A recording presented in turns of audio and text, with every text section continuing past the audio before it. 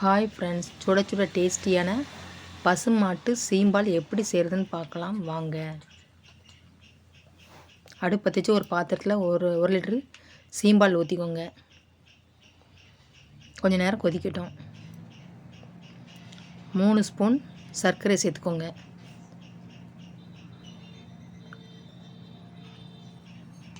சர்க்கரைனாலும் சேர்க்கலாம், இல்லைன்னா மண்டலனாலும் சேர்த்துக்கலாம். அது உங்கள் விருப்பம்தான்.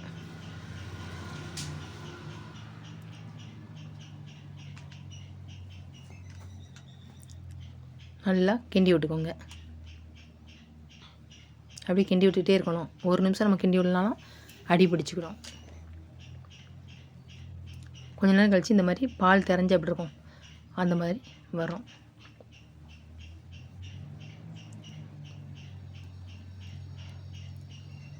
இந்த சீம்பால் உடம்புக்கு ரொம்ப ரொம்ப நல்லது. சின்ன குழந்தைகள் கூட சாப்பிட்லாம். இதில் அதிகமான சத்து இருக்குது. கொஞ்சம் மறுபடியும் அடுப்பை கொஞ்சம் கூட்டி வச்சுட்டு நல்லா லைட்டாக கொஞ்சம் கொதிக்க விடுங்க. அப்படியே கிண்டி விட்டுக்கிட்டே இருங்க.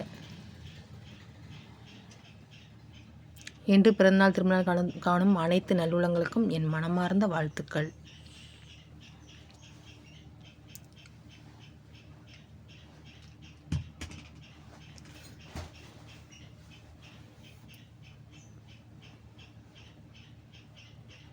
நம்ம கிண்டிவிட அப்படி இந்த மாதிரி வத்திரும்.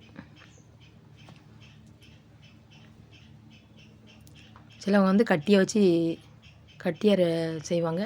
கொஞ்சம் தண்ணியை செஞ்சோம்னா அது சாப்பிட்றதுக்கு குடிக்கிறதுக்கு கொஞ்சம் நல்லாயிருக்கும், டேஸ்ட்டாகவும் இருக்கும்.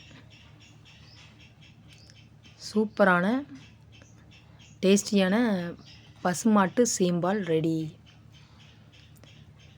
நீங்களும் இந்த மாதிரி வீட்டில் செஞ்சு பாருங்கள்.